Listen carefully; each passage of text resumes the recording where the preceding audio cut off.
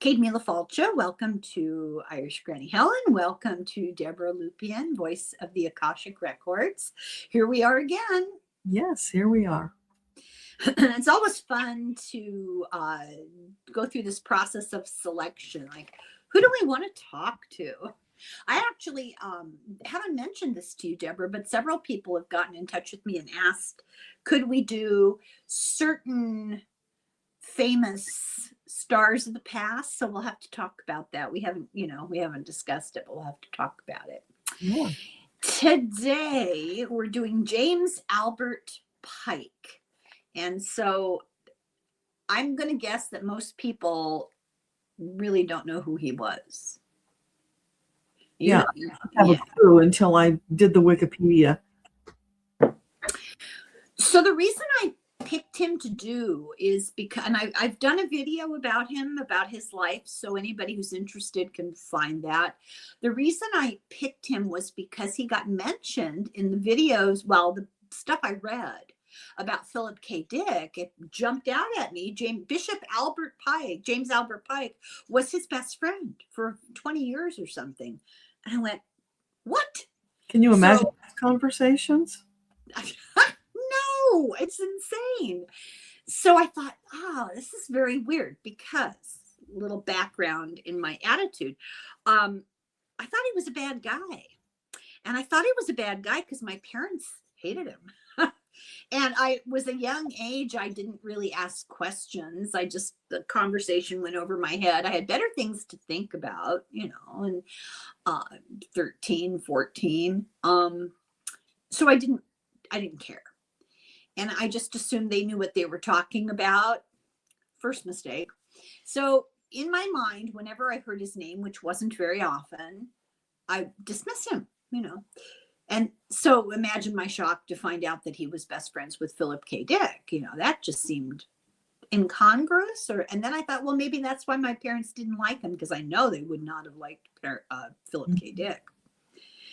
But then I started to read about his life and I went, now I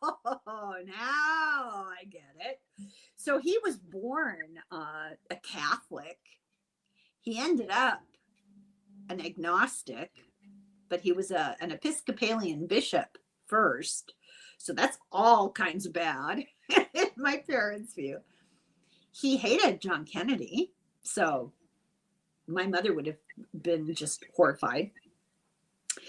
He supported a lot of issues that were controversial at the time. Well, they're controversial again. What goes around comes around, which we'll talk about. So let's connect with him and start asking him some questions. Okay, I'm ready when you are.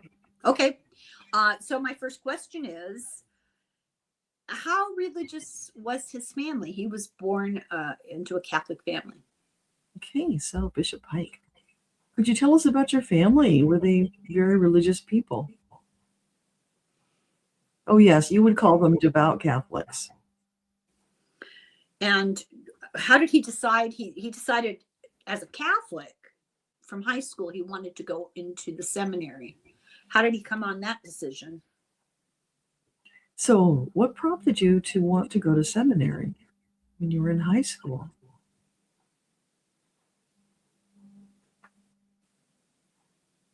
Well, you know how in Catholic families, often there's one child who's the designate, who's supposed to go into the priesthood.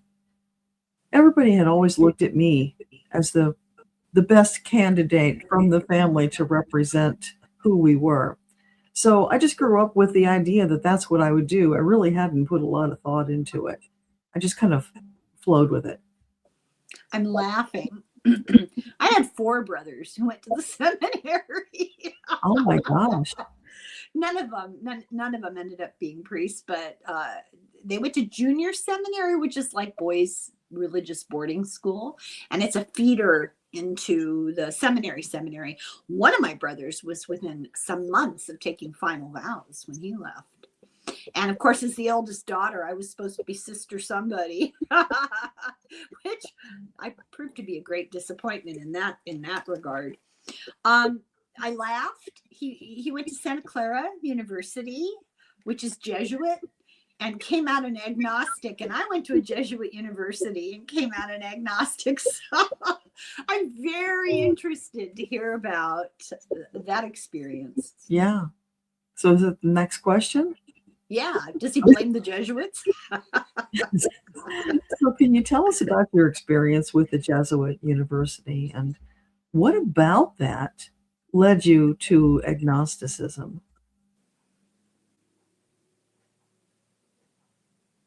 As a young man, I was questioning everything. And frankly, some of the things they were teaching just did not add up to me. So I questioned more. And they don't like it when you ask them questions of that sort. And it led me to believe that they did not know the answers. And if they didn't know the answers, then what they were teaching could not be all that concrete. There were holes in their theology that didn't make sense, and nobody had the answers. So that led me to believe that there were some bigger questions needing answered, and they didn't have the answers, which is what led me down a different track. And yes, you can call it agnostic, because I was definitely questioning.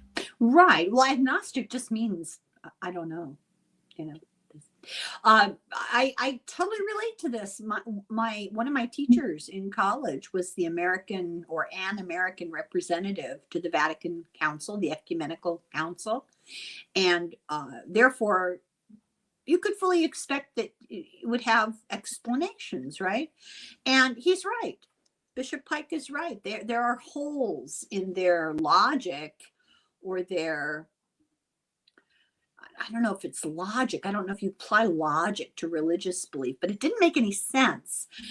My big issue was, why can't women be priests? Now, I didn't want to be a priest, but it offended me that women were excluded. Women were excluded to the point where the only woman allowed on the altar was a nun who was changing the flowers or putting the altar cloth that she had embroidered and laundered, and so women were relegated to the position of servitude.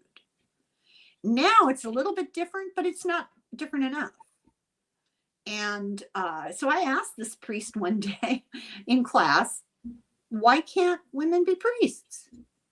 And he went on for an hour. We went back and forth for an hour, and he finally just got exasperated and said, because Jesus was a man. Well, that's not a good enough answer for me. I totally relate to his point of view. Was there a point of dogma or doctrine that was like the breaking point, that what broke the camel's back, basically?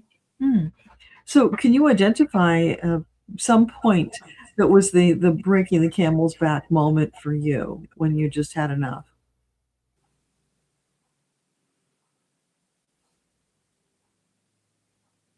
I can't recall a specific instance.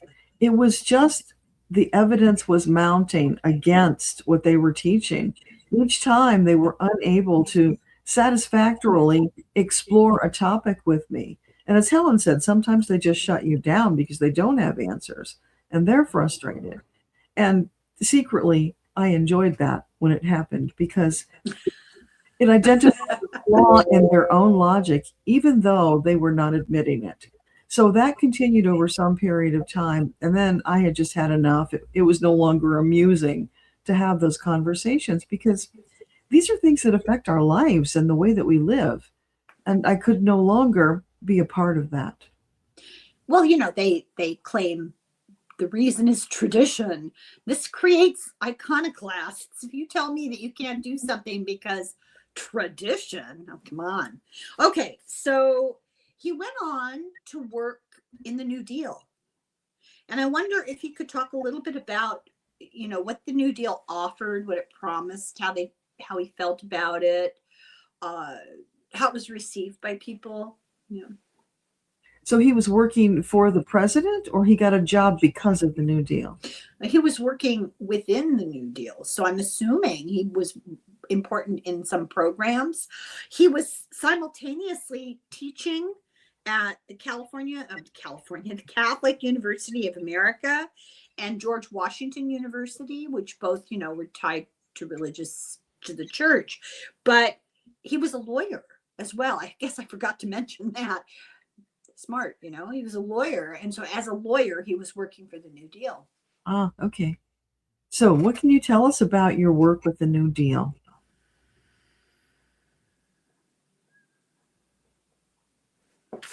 Well, I always believed that there should be more equality in the world.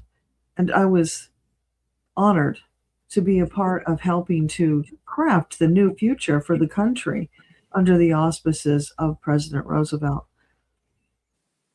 I advised, I studied, and I taught about what I was learning because we were coming up with new ways of accomplishing the lofty goals that the founders of the country espoused to have, although, of course, we understand that wasn't always the truth.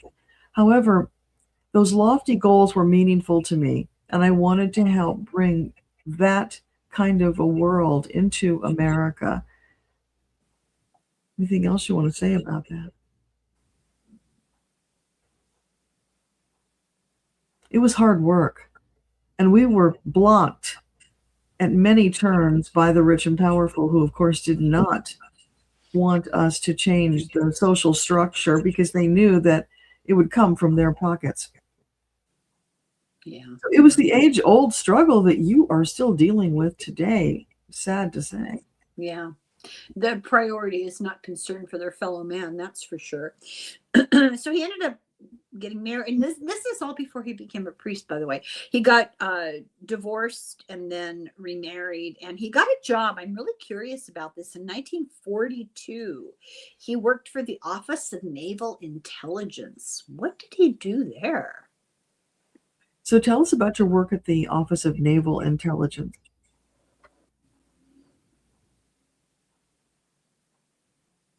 I was always a good analyst. And so they put me to work analyzing the information that they were receiving, evaluating whether it was true or whether it was propaganda, helping to disseminate that information and teach those who were coming up behind us how to go through that analysis process themselves. So it was at that academic level that I was working. So in 1943, he became a postulant in the Episcopal Church, and I'm curious, how did he go from agnostic to that?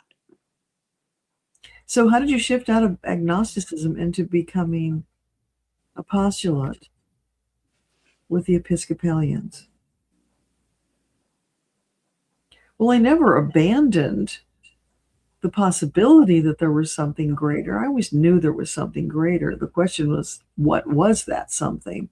And I liked the way that the Episcopalians restructured their organization to allow for more flexibility. I was drawn to it. I had a hole that was needing filling spiritually in my life. And what they were teaching resonated deeply with me. Now, that is not to say I 100% agreed with all of their doctrine. I did not. I was still the same questioning man that I had been. But it met a need that I had at the time. So this is great. You're going to love this. I just love these little synchronicities, So he became a deacon. So there's like a ladder of levels to become a priest and then a bishop. And deacon is one of the lower rungs, but it's more important than the rest of us. So he became a deacon. Guess where his first church was that he was assigned to? St. John's Episcopal Church at Lafayette Square. In Washington, D.C. So my question would be, what did you think about that whole three-ring circus? So would you care to comment on the episode when our president held the Bible upside down at your former church? I was laughing hysterically. It was the most ridiculous thing from my perspective that I had ever seen. And then seeing the people who profess to be so devout, totally overlooking the fact that this man had no clue what he was talking about, and is certainly most likely never read any of the text inside that book that he was holding. Oh, come on now. He can't decide on his favorite verse from the Bible because he likes them all. Especially that one about thou shalt not kill, thou shalt not lie, thou shalt not commit adultery. Do I need to go on? Excuse me. I'm curious what he thinks. I'd forgotten to write this down, so I didn't look up the correct name. But on the day of the inauguration, the bishop of the church, St. John's, there was a church service, and she was presiding, and she made a direct plea. Do you remember that? Yeah. Yeah. And I'm just curious, what did he think about that? So, what did you think about the message from the bishop, the female bishop, after the inauguration?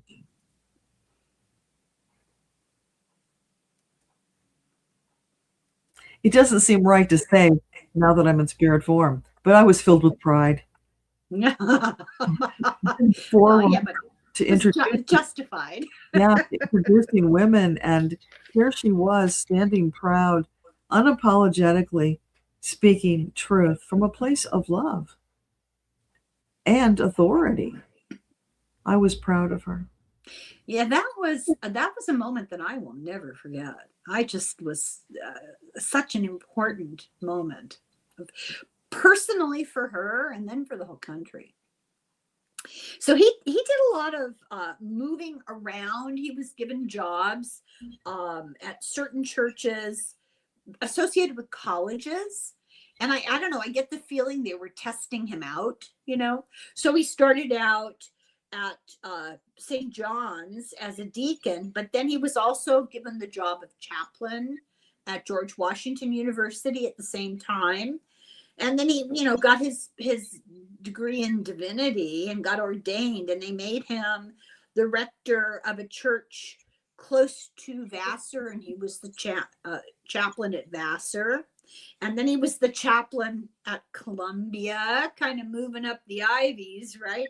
And then he was given the job at Columbia of co-founding the Department of Religion, and he became the dean of the National Cathedral. No, it couldn't have been the National Cathedral. No, it's the Cathedral of St. John the Divine. The National Cathedral is in D.C. This is New York, I think. And he did something kind of presaging what she did. He used the opportunity on the pulpit to address issues. And how come he had the courage to do that? So how was it, given the time, that you had the courage to speak up about political issues from the pulpit, knowing that fine line there of keeping the separation of church and state?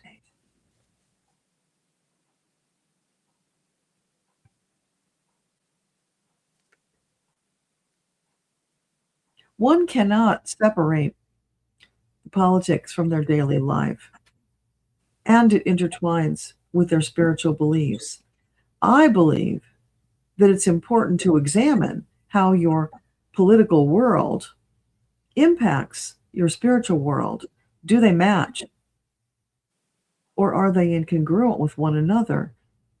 I believe it's incumbent upon the spiritual to question whether there's an alignment or misalignment, and then act accordingly.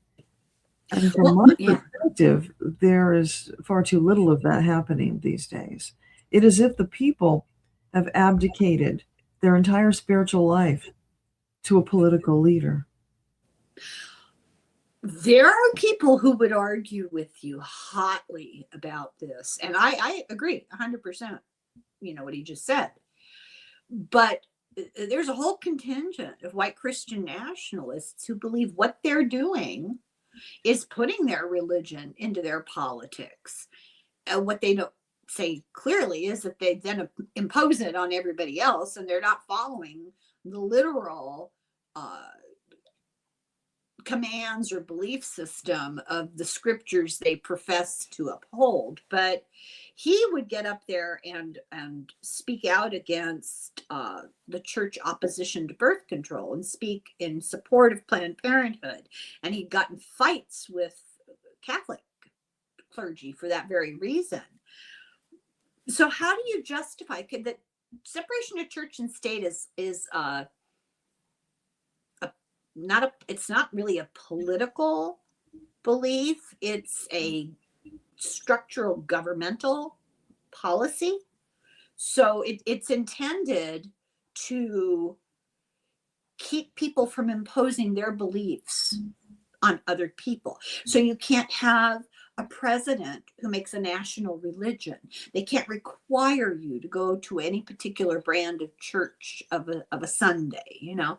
But that doesn't, it's parallel to, but it doesn't intersect the argument that our political decisions need to be motivated by compassion for our fellow human being. Those are two, do I have that right? They're, you know, two separate issues, and I think they get confused in some people's minds. If you are a professed, deeply religious Christian, then your brand of Christianity has to be agreed upon by everybody. Everybody has to believe, you know, what you believe. That's not separation of church and state. Leading your life based on your religious positions, you can vote for whatever you want to vote for, but it's supposed to be about compassion for your fellow, do unto others. It boils down to do unto others, not do to others. And there's a distinction there. Can you talk about that? Yeah, I think just what I'm feeling is what he's trying to say is that it's walking the talk, essentially. If this is what you believe, that you should treat one another with love and respect, then are you voting that way? And that's what he was speaking out about. He was wanting to teach people to keep that awareness, not just to vote for the one who was the most handsome, well-spoken, which a lot of people did. They didn't bring into it the consciousness of voting based upon their own values. That's what was missing.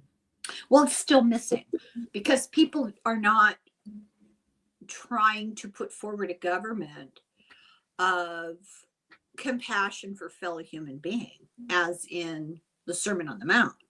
They're trying to put forward some Stone Age religion of retribution and anger and vengeance from the Old Testament.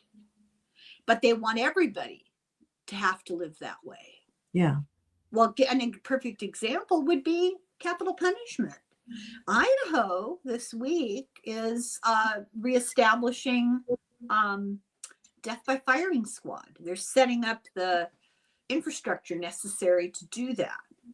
I guess they're stocking up on blindfolds and cigarettes. I don't know. It's prehistoric. It's barbaric. That's not Christian, but the majority of people in Idaho would tell you that they are a very Christian state. So they want to impose their version of religion on the government. And the government is about separation of church and state. So I'm trying to make a distinction between imposing one brand of thought over everybody as opposed to you live your life. I mean, where does it say in Christianity that, not in the Old Testament, an eye for an eye, but in Christianity, Jesus said, forget the old stuff. I mean, he said it with different words, but he said, you know, forget all that old stuff. Now we're working from a place of compassion for our fellow man. So if you call yourself a Christian, you cannot support a firing squad. And you certainly don't want it legislated. So there's this tension between people's closely held beliefs, which are erroneous, in my opinion. And, you know, if you call yourself a Christian, you have to go by the way of the words of Jesus, not by the way of Yahweh. So can you talk about that contradiction? Yeah. Okay. So can you talk about the contradiction here? How do people come to terms with that? Let's speak honestly. What they are doing has nothing to do with Christianity. It has to do with bullying others to force them into little boxes, performative little boxes, to believe whatever they are told. That has nothing to do with your democracy. Certainly has nothing to do with Christianity.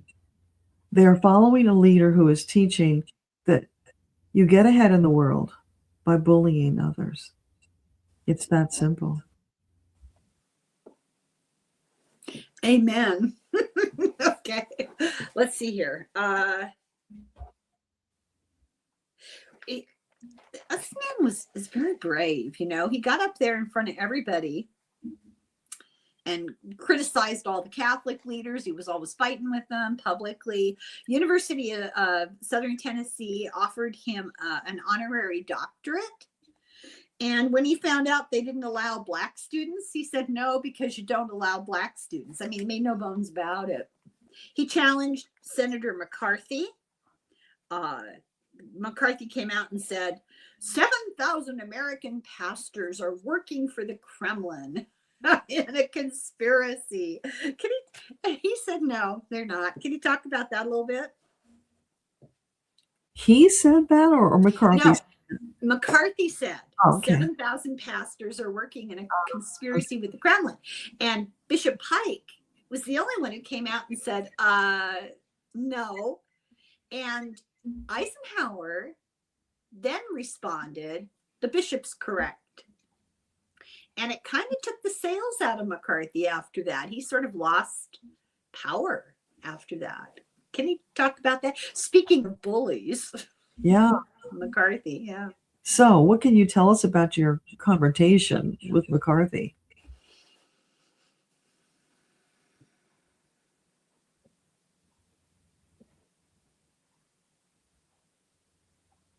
I simply stood up for what I believed and said it. Somebody needed to say it.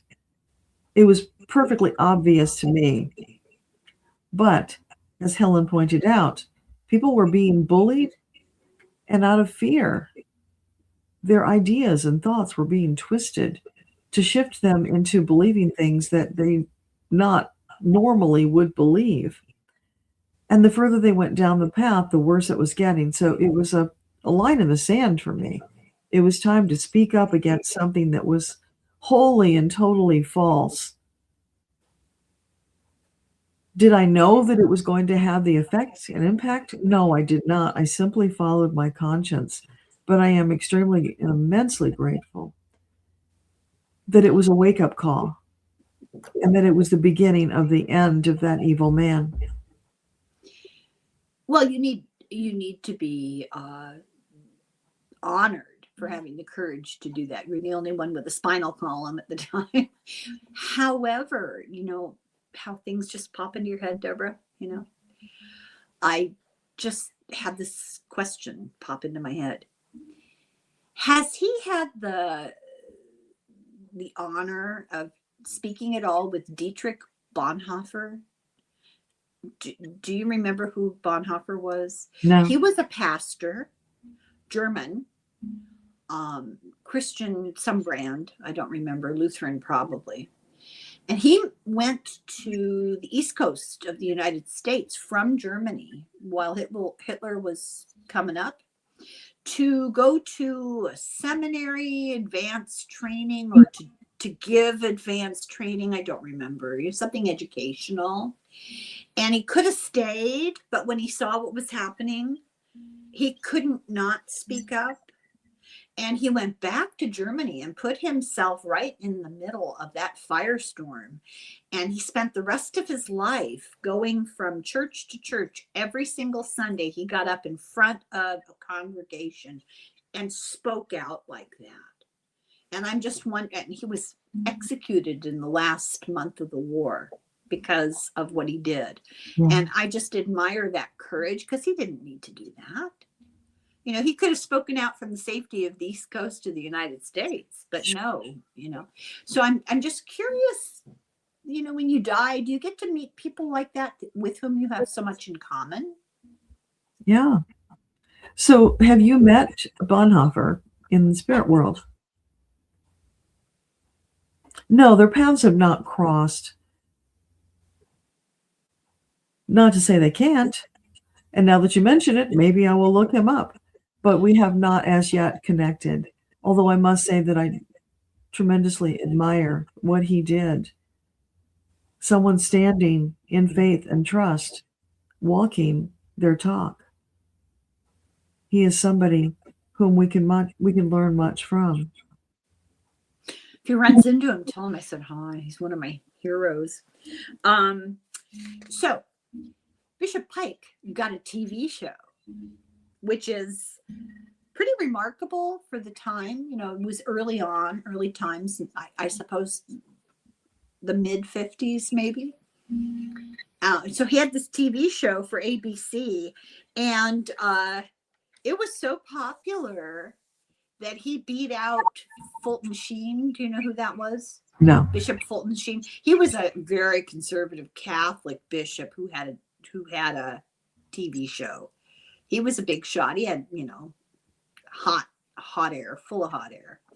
And Bishop Pike talked about all sorts of things that were really controversial: birth control, abortion, racism, capital punishment, apartheid, anti-Semitism, exploitation of farm workers. I know what the answer would be to the question is, how did he know that those topics would garner positive attention? I'm gonna guess he would say he didn't know. He just thought they were important and needed to be talked about. Was he surprised that his show was so popular? So were you surprised that your TV show was popular? I was. Granted, I was speaking about things that people were starting to talk about. So in a way, I helped to shift the conversation and elevate it to continue bringing those topics out into the public forum to get more people talking about it. So it was simply a matter of timing and need coming together in this perfect connection. I would say divine providence. Leading the conversation, helping it to move forward for the greater good. Okay, this next question is kind of a touchy topic, so I don't know how you feel about it, but I'm going to ask it. In 1956, he took a trip with a group to Israel to study Arab refugees. What does he think about what's going on still with the Palestinians over there? Because that's who we're talking about. So, could you comment on the situation between Israel and the Palestinians today?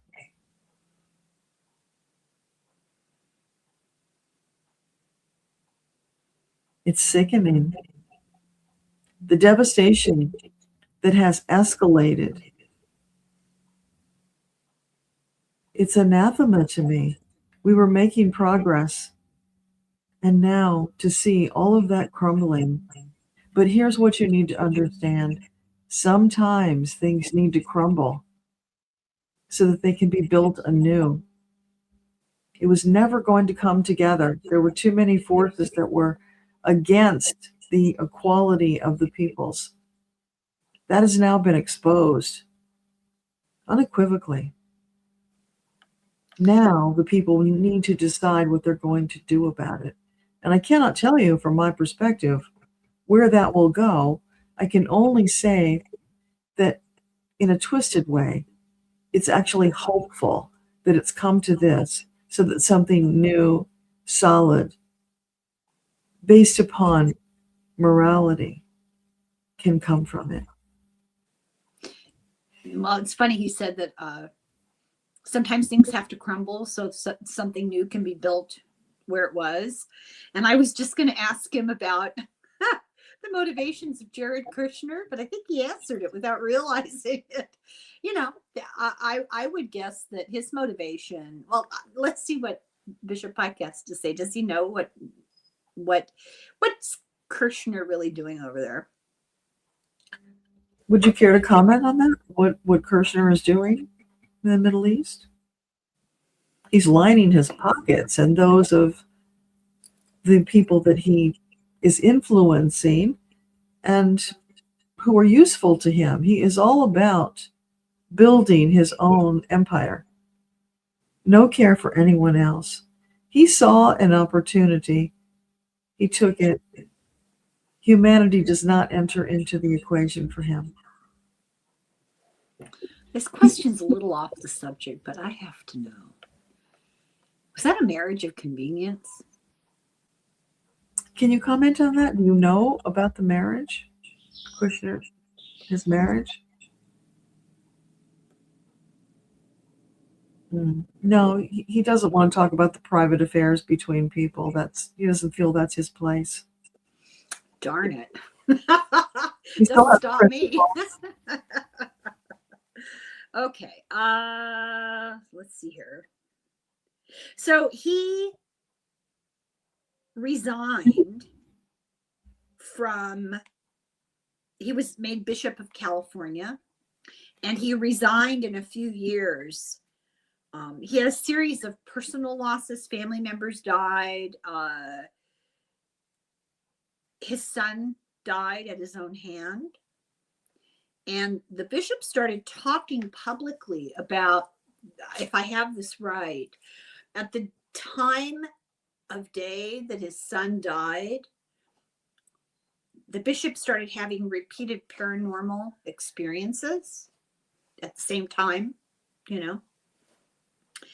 And he just got worn down by fighting constantly with the diocese and fighting with the kind of the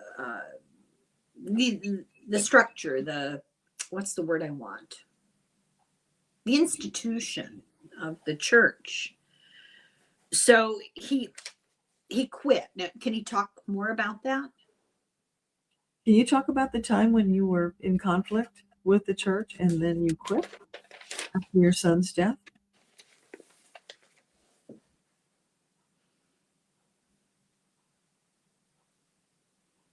It was a time of great conflict for me. The confusion, more questions about life, my spirituality, what I really believed. Much of it focused on the other side, what happens. I had what I had been taught, I had what I felt on my own, but there was a lot of uncertainty, and I was looking for answers. The church had nothing to offer me. They only put up walls. They were not open to that conversation. So it was time to turn my back and find my answers elsewhere. It's so funny because while I was reading his biography, after he quit, he joined a think tank. It was like a liberal think tank in Santa Barbara, where I grew up. And I used to drive past that place. Well, I didn't drive, but my parents drove me past that place every day on the way to school. I went, oh my God, because my father always made disparaging comments about it when he drove past it, because it was very progressive. Yeah. It had people there like Linus Pauling and Alex Comfort. Does that name ring a bell? No. He wrote The Joy of Sex. Oh. So you can just imagine. And then Paul Ehrlich, who wrote The Population Bomb. So it was a think tank that was progressive, and it was all about zero population growth and no nukes and all that kind of stuff. So let's see here.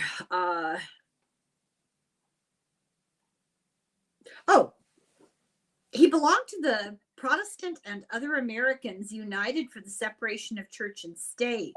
And he fought against the election of John Kennedy because he was so Catholic. So my question is, John Kennedy didn't strike me as a very religious person. I mean, there was the performative going to church on Sunday, but that is meaningless. He didn't strike me as a person who practiced what he preached. So what were the beliefs of Kennedy that Pike didn't like? So can you tell us, what was it about Kennedy's religion, his beliefs, that you so strongly objected to?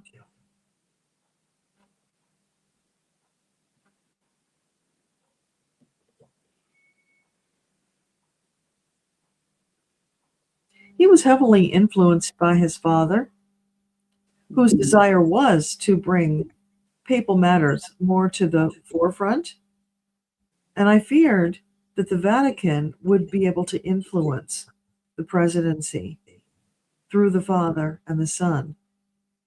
And that was anathema to me and to those who believed like me that we were already too far in that direction. We needed to move forward more into a more homogenized society. And that was simply the wrong direction. What's his opinion? I think he probably sort of already touched on this, but what's his opinion of the moral majority, right-wing Christian movement, people like Jerry Falwell and Pat Robertson and Newt Gingrich, all those guys? What's his opinion of these sort of, I guess you could call them false prophets? What does he think of them? Yeah. So what can you say about all of those, quote, false prophets who arose with the whole moral majority movement?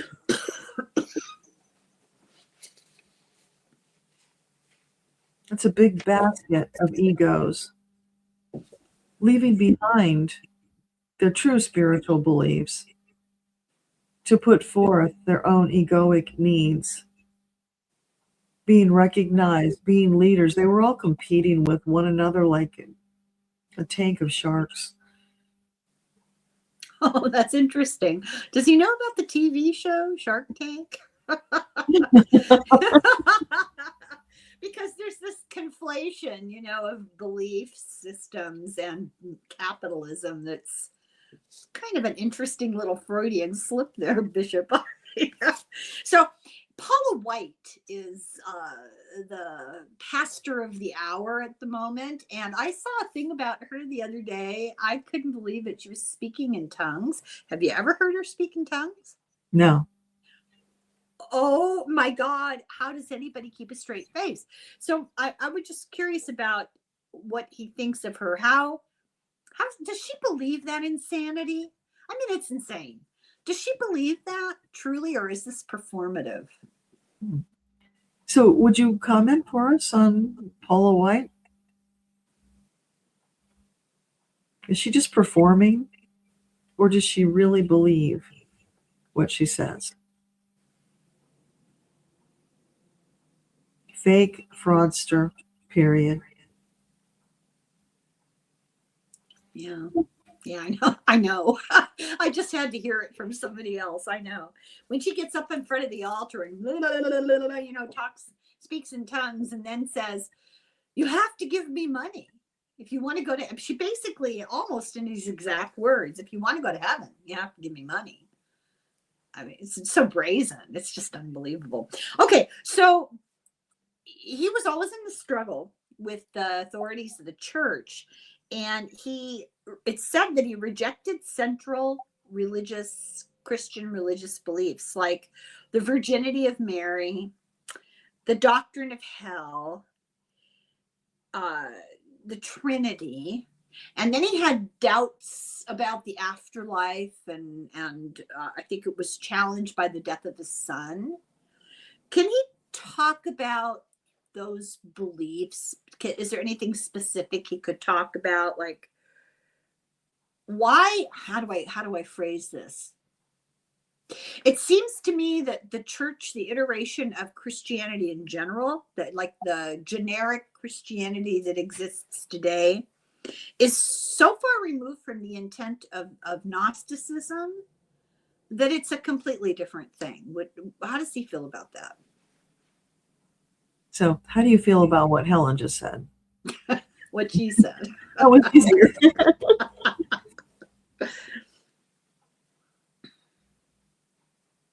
Yes, it has morphed into this leviathan that has little to do, well, with what was originally intended. But I have to say that as my own beliefs evolved and I questioned some of the stories, like the virgin birth, I came to realize that the Bible was more metaphor than literal.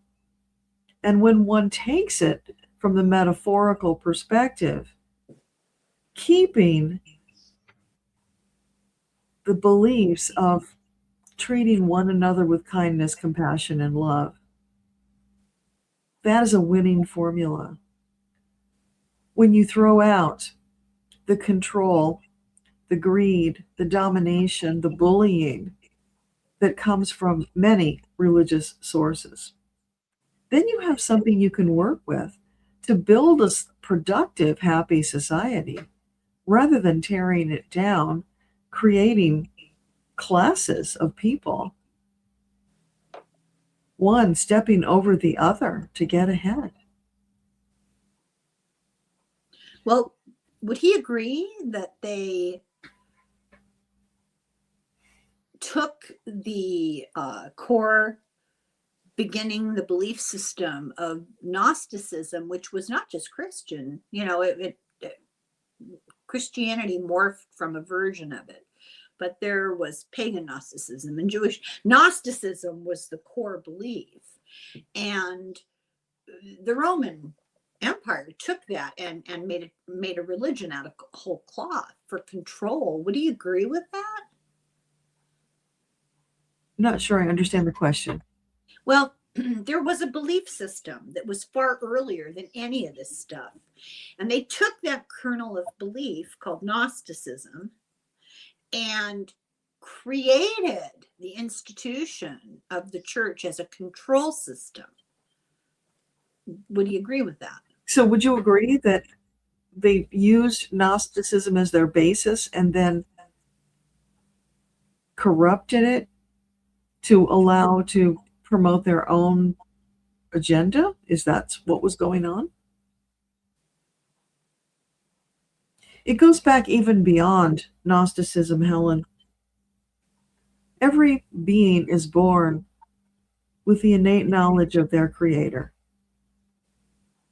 Then it is shaped and formed by whatever society they live in and those present beliefs.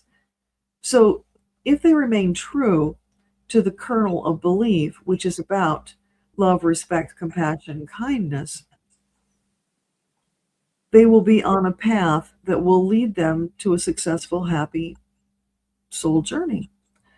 However, the majority of the time, it would seem, they connect with one or another religious doctrine, which is filled with corruption, power plays, control, that takes them totally off of their path, leading them in the opposite direction from that which they want to go. So while Gnosticism espoused some of the better versions of what it means to be connected with Creator, there were flaws in those beliefs as well. They've all been corrupted through the ages by one human trying to control another human. That's the synthesis. Yeah, I get it. I get it. So he got condemned by the Episcopal Church. They accused him of heresy. How did that feel? So how did it feel to be accused of being a heretic?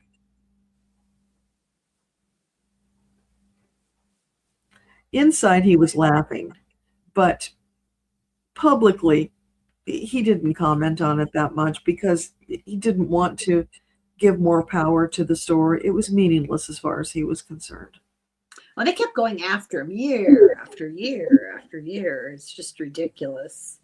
So can he talk a little bit about the paranormal experiences that he had after his son died? Tell us about your paranormal experiences after the death of your son.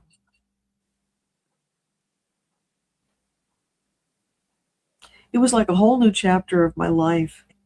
Suddenly a door had been opened to something which I had long been curious about. The connection with my son was very real. There was no doubt in my mind that he was letting me know that he was still around. He had not disappeared. He was just in a different form, and that we could still communicate. And of course, from that, the doors opened up to all manner of questioning and curiosity about what was out there that is so much greater than what we understand when we're in a body. Can he share anything his son told him? Can you share anything important that your son told you that might be useful for the rest of us to know? Yes. All appearances to the contrary, everything really is going to be all right. There is nothing out there that man can destroy that Creator can't resurrect or set right. So in the end, the story has a happy ending, regardless of what you do along the way. Those are just experiences. Oh, easy for you to say. Say that again? I said easy for him to say. Yeah, well, it's from that perspective, you know. Yeah. Well, that, I think you and I both say the same thing all the time to people. There's an echo. Do you hear that? No. Oh, okay. I'll just ignore it. That people always ask, are we going to be okay? Well, yeah, I guess it depends on what you mean by okay, but eventually, yeah. But the journey to that point might be rough, That's the problem. We can't see it so much from this perspective. Well, it's also the point. We're supposed to go through it. Yeah. That's the damnable part of the whole thing. We just want it to be over and easy, and it doesn't work that way. Plus, we've been very spoiled. I think we as white Americans have had a little bubble of false security, for quite a while now, our lifetimes for sure. Welcome to the real world. It's tough. Okay, he did this seance on TV to contact his son. Does he feel like the psychic was a complete fraud? Because later he was shown to be a fraud. Did Bishop Pike feel like he really did contact his son, whether or not the psychic was genuine? So what do you say about that? Do you think you really did connect with your son? Well, I had connected with my son before the psychic. I was hoping that they would provide a deeper level of connection, and in that I was disappointed. Oh, that's too bad. Okay, let me look quickly through my notes here. Pretty bold, though, putting a seance on TV in the 50s. I know. What was this? I think it was in the 60s. Yeah, 67. Yeah, even in the 60s, that was bold. It was psychedelic. Okay, so we come to here's one little quote he said. The poor may inherit the earth, but it would appear that the rich, or at least the rigid, respectable, and safe, will inherit the church. That was snap. I like that. So this is sad. This is the end of his life, and to me, I wonder if it had a little bit of symbolic resonance. And you'll see what I mean here in a second. So he and his wife, he married somebody quite a bit younger than he was. It was a big shocker, But he and his wife went to Israel because they wanted to follow trace the footsteps of the historical Jesus. Excuse me. So they wanted to go to Qumran, where the Dead Sea Scrolls, had been found. And they were under the misapprehension that it was a couple-hour drive, no big deal. Well, long story short, they got stuck in the desert with no water, no car. The car was stuck. And they decided to walk for help. And She managed to go ahead. You can't go any farther. You stay in the shade. I'll go get help. Took her 10 hours and just stumbled on a camp, Arabs camping in the desert. She was very lucky. He died. And I'm just curious, the choice of exiting in that way is kind of biblical. Lost in the desert, it just, doesn't that feel like, yeah. Was there a little bit of a message there? So would you say there was a higher message to humanity in the way that you exited this world? Well, I don't know about humanity, but it was certainly a message for me. It was meaningful to me. And I didn't give up. I tried my best to get out. It was just my time, and it didn't matter what I did, I wasn't going to get out. Yeah, it's really sad. So what happened is they got stuck. They walked a couple of hours. He really couldn't go any farther. She was younger, So he sat in the shade. She went to get help, and she was gone so long that he tried to follow her and ended up, dying in the desert. Had he stayed where he was, it's possible they could have retraced her steps and found him, but not necessarily 100% guaranteed. It took her 10 hours to find help after that. It's just really sad. But it was his time. So yeah. Oh, yeah. Yeah. You go when you go, right? He inspired characters in Philip K. Dick's books. They were close friends. And I'm just wondering, he actually officiated at Philip K. Dick's wedding. I'm just wondering, what can he tell us about Philip K. Dick and his theory of parallel universes and time shifts and that kind of thing? What can he tell us about that? So can you tell us about your friend Philip and his ideas about time shifts? Things that we can't even quite imagine yet. He was a visionary, fascinating conversationalist. We had long hours of probing various topics, mind-expanding topics, not limiting ourselves. He was one of the few people I'd ever met who I could totally be comfortable with and allow inspired thought to lead us. We were blessed to know one another. I feel like it was no accident. It was like a karmic connection that they were friends, because it's almost as though they both challenged the conventional.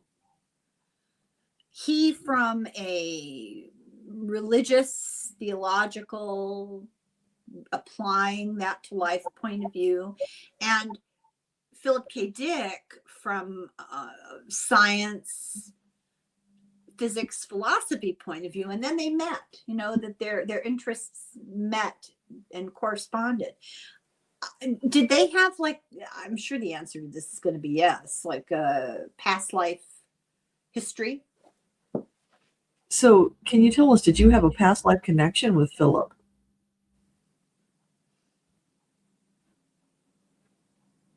Yes, more than one. So was he right? Was Philip right about orthographic time? Time you can cross timelines and go into, not cross timelines, stop at a time and go into parallel realities. So was he right about that? So would you say that Philip was right about crossing into parallel realities? Oh, most certainly. There are many parallels out there. Some of the individuals alive today are already experiencing. Oh, I know. I'm living in a whole alternate universe. This is not how things were a few years ago. Something shifted, that's for sure. Yeah, people talk about the Mandela effect and how that's not just some casual thing. That's a result of these timelines crossing, which is why people are so emphatic about what they remember. Isn't it odd? Because when the first time I ever heard about that, and I heard people say that Mandela died in prison, I was like, what are Yeah, you what are you talking about? What are you, crazy?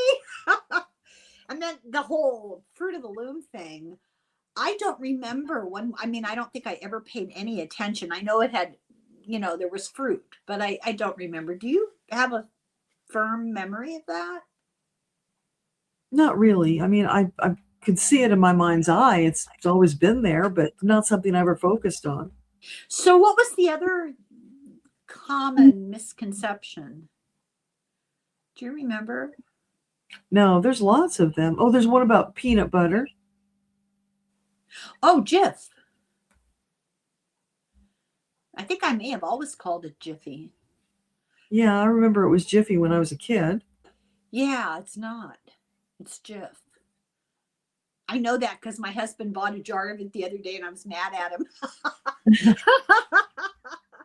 Why'd you buy this? Yeah, but I think there are other smaller ones that really haven't gotten that much public attention. It's odd, isn't it? But the whole Mandela thing, I mean, that to me is that's a big misconception, I mean, that dominated the news for a really long time. How could you not know that he was president? He got out and he was president. It's just really weird. Well, yeah. Maybe we could shift to a timeline where, who did not get elected. You just read my mind. That was my question. Yeah. Is there a way to go back into a different timeline? Actually, is there a way? Well, people are shifting timelines all the time. We haven't consciously figured out how to do it. That's the thing. It's That's why I'm asking. Can you tell us? So could you comment on that? Is there a way that we could consciously choose a different timeline? You have not yet ascended to that level of ability. I beg your pardon. Yeah. How does he know? Well, now it's just happenstance. But it is connected to choices that you make. That's what he's saying. Yeah. So if you make it's like safe cracking. You make the right combination of choices. Yep. You cracked it. There you go. I'll tell you something. When I was a little kid, I was a weird little kid, and I used to daydream a lot. And I thought about this all the time. And it just astounds me that it's now a topic of conversation. Well, in some circles. I used to think, if I pick up this pen, I have a choice, leave it there or pick it up. If I pick it up, the whole rest of my life will be different. Somehow, inherently, I understood, that what he just said is true. It's all about every little choice you make. And I think I remember talking about it with friends. It wasn't not thought of by children. I think children are deeper than they get credit for when they're not on their devices. Okay. I think that may be it. I think we've covered all the major situations in his life. He met a lot of interesting people. I'm curious, other than Philip K. Dick, who were the most significant or most interesting people he met in life? So could you tell us, besides Philip, who else was a very provocative, interesting person that is of note? I'm getting Freud. Conversations with Freud. Anybody else? How about Martin Luther King? Who? Martin Luther King. Oh, did you meet Martin Luther King? Oh, he did. Yeah, he did. He had him speak at his church. Yes, but I would not put him in the same category. What is Philip Dick? Yeah, as the intellectually stimulating, because King had his own mission. Right. He was dedicated, very, very single-minded. Yeah. And that was not he'd already been there, done that. Yeah. So that just did not interest him as much. That makes sense. You know, it's difficult to be laser focused on something and allow your mind to just wander at the same time. It's kind of, they don't go together. So that makes sense. You know, people with a real mission don't tend to be inventors and, you know, philosophers and that sort of thing. That's kind of what we're expressing in this background. We didn't talk about that. You know, we Oh, had you're right. his early life where he was studying and intent on his spiritual beliefs. And then we had the time when his son died, and you can see this tape recorder, and he started exploring and going up that staircase to something greater. You And really then think these out. window is like evocative of like a window you'd see in a church. Stained glass, yeah. Yeah. Does he feel like he could say, is there a particular person today who actually would provide legitimate moral leadership? So is there anybody alive today that you would call out as providing significant moral leadership to the world?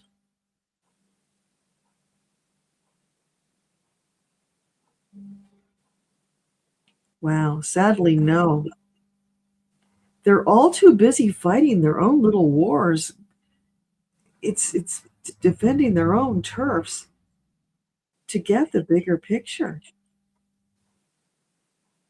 There will be to come, but right now we're just in this really, it's like a big soup. It's all mishmash. Like you threw in everything that you had left in the refrigerator to make soup, and you're hoping it'll taste good. Is there a way we can arrange for Bernie Sanders to live longer? Well, no, of course not. He has his time and it will come. He's saying, but no matter what you think of Bernie, he does not fall into that category. As a moral leader? Yeah. Because he says no if you want to. That's not what Bernie wants to do. He just wants people to think.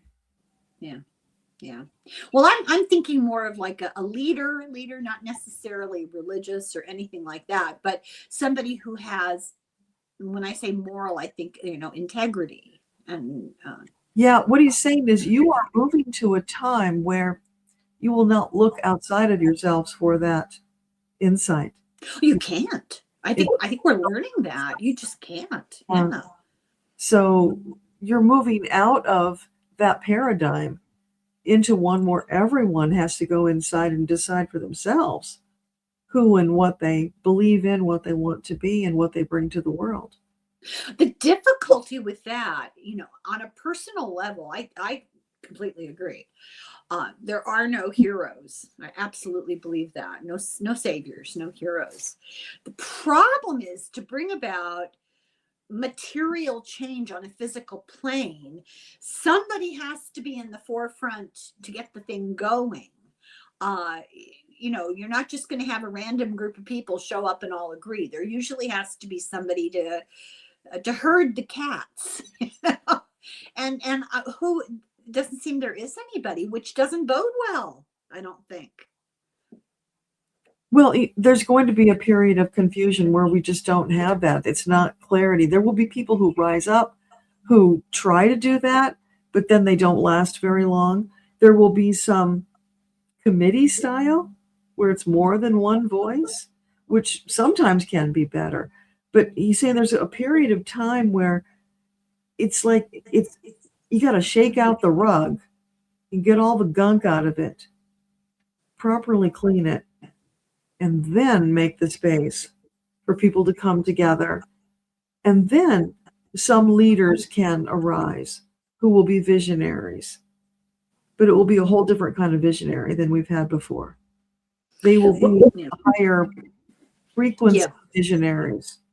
Yeah, I would agree with that. And I think you and I have both sort of settled on that without maybe verbalizing it, you know, but I would say when I look back at what I've done on my channel, I've moved from worrying so much about who's running for what and what they have to offer. And, less and less does that interest me. And more I'm interested in our larger purpose. What are we doing here? What's the point of this chaos?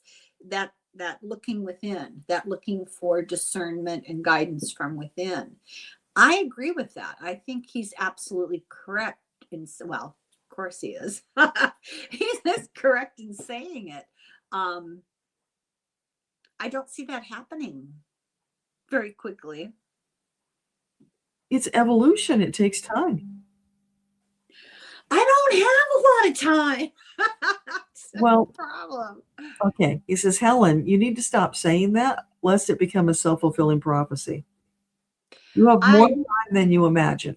Well, probably. I don't have like a calendar or a clock in front of me. I think it's fair to say that at my age, given the natural lifetime of an average human being, it better hurry up. That's all I'm saying. I'm not personalizing it the way you might think. Yeah. I don't worry about that very much. Get hit by a truck, anything could happen. Well, given what I've been told from Metatron, it's just a few years before we enter a new phase. Now, that's not going to be everything all at once. We'll eventually, gradually move into it. But the start of the new Earth is just a handful of years away. Well, I'm a Taurus and I'm impatient. Yeah.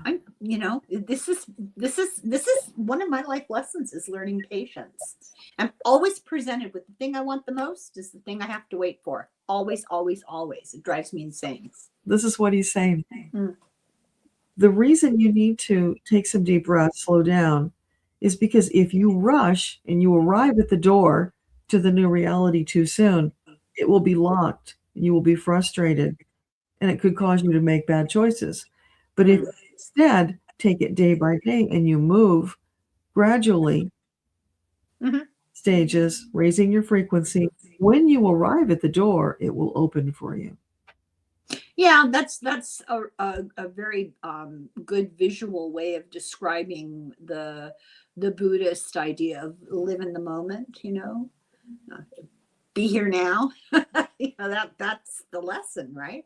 That's a very hard lesson. It sounds simple, but it's very difficult to live in the moment, not be nostalgic for the past, not worry about what's going to happen tomorrow or the next day. And I am like a world-class gold medal award-winning worrier by nature. So it's a huge struggle. Yeah. You could change that. And what he just showed me, he said, remember the story of Moses and the Israelites in the desert. They were at the precipice, but they couldn't wait. And what did they do? They threw it all away to go worship the golden calf. Well, it didn't turn out very well for Moses in the end. He never made it to the promised land. This is my point. Exactly. That's my point. But this is more individualized than that story would have you believe. But he's saying there is a resonance between those stories. So take it day by day. You're supposed to be here living your life, not racing to the ending, because the ending is death. So you want to enjoy each day, making the most of it. Yeah, well, we're trying. And then it's like you're walking along the beach and you're finding gemstones that you're collecting along the way. That's what the life metaphorically can be, as opposed to just, racing to the end to see what you can see. Well, last words of advice, if you're walking along the beach and picking up stones and shells, don't write anything in the sand with the shells. That could be a problem. So this has been fun. Does he have any last words of advice for us? Or yeah, so how about give us a little something to take away? What words of advice can you give us? Well, I think I've already done that. Live each day to the fullest. Yeah. Get the gusto, the exuberance, the joy. Share more love. You need to focus on sharing more love, even with those you disagree. They're still beautiful souls, just as you are. Acknowledge that part of them. That will help you to come together ultimately. It will take time, but ultimately those old wounds will heal. You will move together in oneness towards that bright new future. It is promised and it will be delivered. And it's almost within reach now.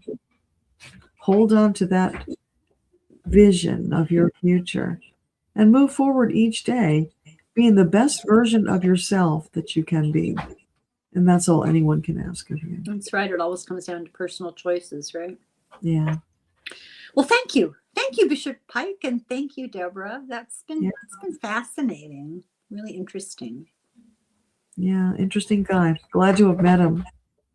Yeah, and he doesn't get I don't think he gets the attention he deserves for the courage that he had. It takes courage to push against the status quo. It does. Yeah. Interesting guy. You're right. Yes. That was fun. Yes. And how weird is it that he was connected to Philip K. Dick? Well, especially since you so recently covered Dick.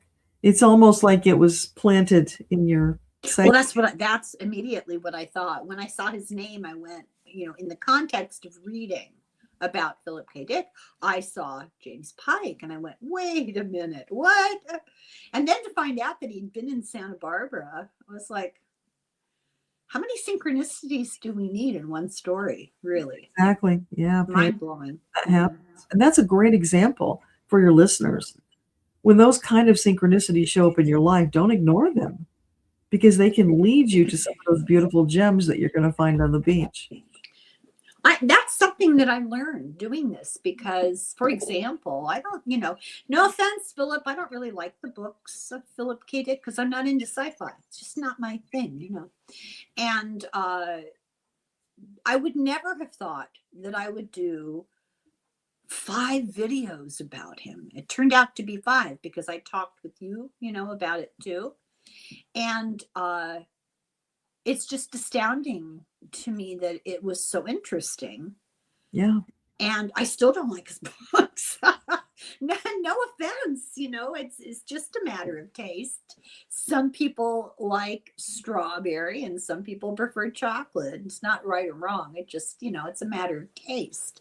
But his philosophy was absolutely fascinating. But that's a topic that I dismissed. It kept presenting itself.